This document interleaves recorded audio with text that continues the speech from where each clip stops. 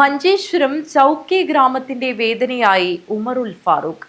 കുണ്ടുകോളക്കെ കടൽ തീരത്ത് തിരമാലയിൽപ്പെട്ട് കാണാതായ ഉമറുൽ ഫാറൂഖിനായി ഒരു നാടൊന്നാകെ പ്രാർത്ഥനയിലായിരുന്നു.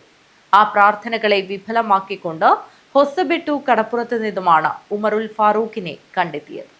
ಮಂಜೇಶ್ವರ ಕುಂಡುಕೊಳಕ್ಕೆ ಸಮುದ್ರ ಕಿನಾರೆಯಲ್ಲಿ ಬುಧವಾರ ಸಂಜೆ ಅಲೆಗಳ ಅಬ್ಬರಕ್ಕೆ ಸಿಲುಕಿ ನಾಪತ್ತೆಯಾಗಿದ್ದ ಯುವಕನ ಮೃತದೇಹ ಗುರುವಾರ ಸಂಜೆ ಹೊಸಬೆಟ್ಟು ಕಡಪುರದಲ್ಲಿ ಪತ್ತೆಯಾಗಿದೆ.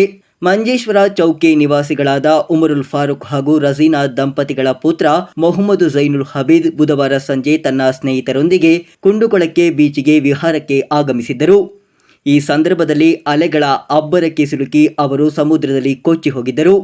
ತಕ್ಷಣವೇ ಸ್ಥಳೀಯರು ಹಾಗೂ ರಕ್ಷಣಾ ತಂಡಗಳು ಹುಡುಕಾಟ ನಡೆಸಿದರೂ ಬುಧವಾರ ಯಾವುದೇ ಸುಳಿವು ಲಭ್ಯವಾಗಿರಲಿಲ್ಲ. ಗುರುವಾರ ಬೆಳಗಿನಿಂದಲೇ ಶೋಧ ಕಾರ್ಯ ಬಿರುಸಿನಿಂದ ಸಾಗಿತ್ತು. ಸಂಜೆಯ ವೇಳೆಗೆ ಘಟನಾ ಸ್ಥಳದಿಂದ ಸ್ವಲ್ಪ ದೂರದ ಹೊಸಬೆಟ್ಟು ಕಡಪುರದಲ್ಲಿ ಯುವಕನ ಮೃತದೇಹ ದಡಕ್ಕೆ ಬಂದು ಬಿದ್ದಿರುವುದು ಕಂಡುಬಂದಿದೆ. ಮಗನನ್ನು ಕಳೆದುಕೊಂಡ ಕುಟುಂಬದ ಆಕ್ರಂದನ ಮುಗಿಲು ಮುಟ್ಟಿದ್ದು ಚೌಕಿ ಪರಿಸರದಲ್ಲಿ ಶೋಕದ ವಾತಾವರಣ ನಿರ್ಮಾಣವಾಗಿದೆ. ಕುಂಡುಕೊಳಕ್ಕೆ ಬೀಚಿನಲ್ಲಿ ಪದೇ ಪದೇ ಇಂತಹ ಅನಾಹುತಗಳು ಸಂಭವಿಸುತ್ತಿದ್ದರೂ ಇಲ್ಲಿ ಸರಿಯಾದ ಸುರಕ್ಷಾ ವ್ಯವಸ್ಥೆಗಳು ಇಲ್ಲದಿರುವುದು ಸ್ಥಳೀಯರ ಆಕ್ರೋಶಕ್ಕೆ ಕಾರಣವಾಗಿದೆ. ಲೈಫ್ ಗಾರ್ಡ್ಗಳ ಕೊರತೆ ಹಾಗೂ ಎಚ್ಚರಿಕೆ ಫಲಕಗಳಿಲ್ಲದ ಕಾರಣ ಇಂತಹ ಅಮಾಯಕ ಜೀವಗಳು ಬಲಿಯಾಗುತ್ತಿವೆ ಎಂದು ಪ್ರವಾಸಿಗರು ದೂರಿದ್ದಾರೆ. Abdul Rehman Udyavar, news bureau, Manjeshwar.